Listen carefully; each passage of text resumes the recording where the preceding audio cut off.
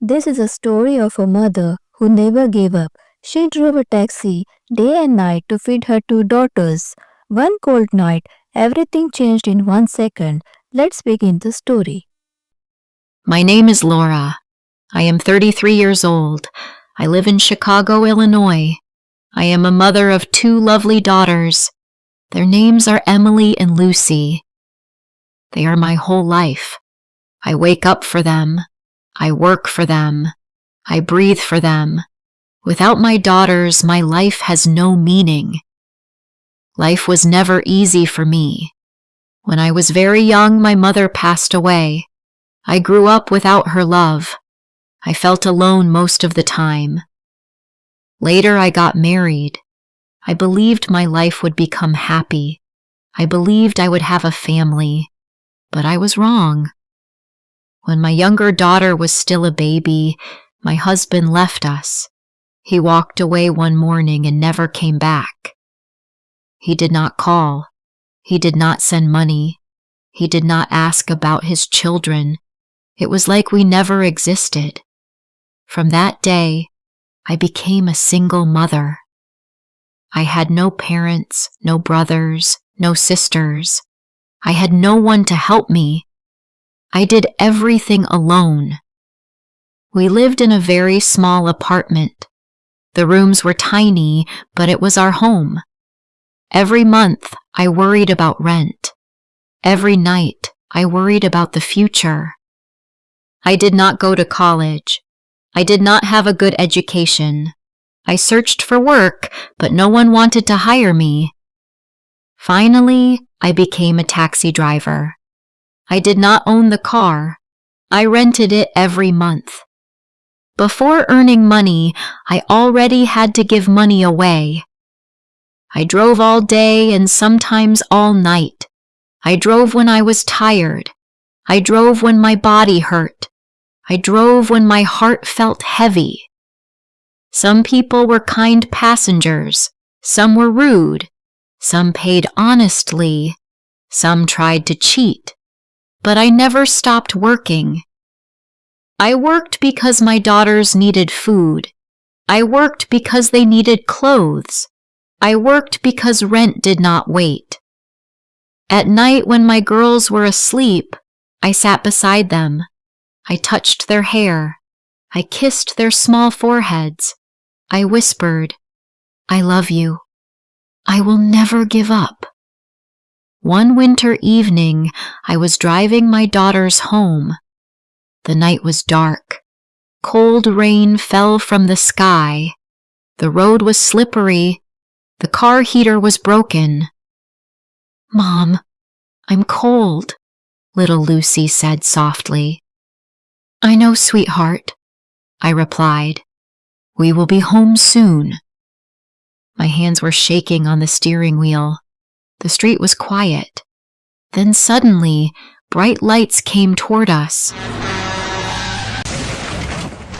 I heard a loud sound.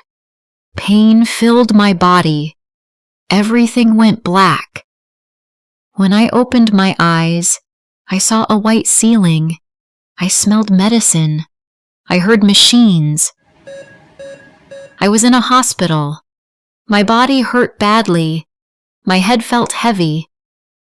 Then I remembered the accident. "My daughters," I tried to say. "Where are my daughters?" A nurse came close and held my hand. She spoke gently. "Please rest," she said. "Your children are safe. They are here." Tears ran down my face. Soon the door opened. Two small girls ran to me. "Mom!" they cried. They hugged me tightly, and I cried with them. The doctor came later. His face was serious. "You broke your leg," he said. "You need surgery. You must rest for many weeks." Fear filled my heart. I could not work. I could not drive. How would I pay rent? How would I feed my children? Then I remembered the taxi. The rented car was destroyed. The owner asked for $10,000. I had nothing. I covered my face and cried. The next day, something surprising happened. Someone shared my story online. People read about my life. They saw pictures of my daughters. Kind strangers started sending help. Messages and small donations came from many places. One evening, my phone rang. A calm male voice spoke. "I heard your story," he said. "I want to help you." I felt nervous. "Who are you?" I asked. "You will know soon," he replied. 2 days later, several people came to the hospital. They brought flowers. They brought warm jackets for my daughters. A young man walked in. He had a gentle smile and kind eyes. He sat beside me. "You don't know me," he said, "but I know your story." "Why do you want to help me?"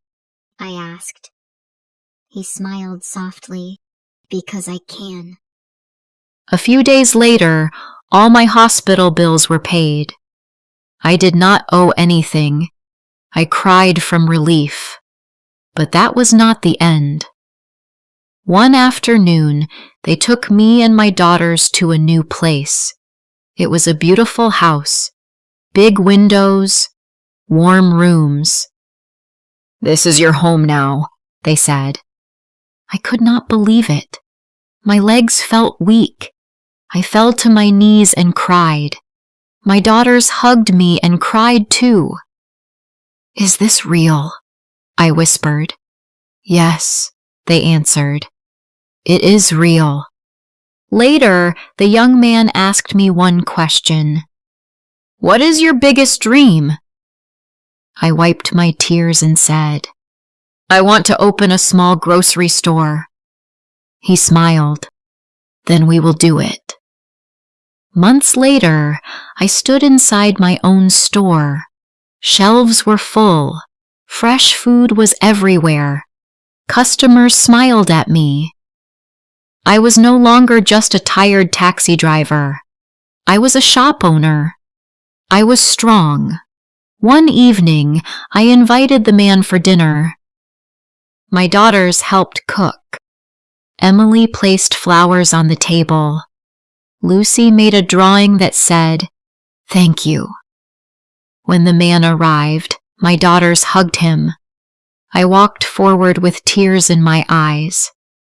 I tried to kneel, but he stopped me. "You owe me nothing," he said. "Just live happily." That night, my daughters and I prayed for him. Today, I wake up in my own home. I kiss my daughters. I open my store. I smile again, because sometimes one kind person can change a whole life.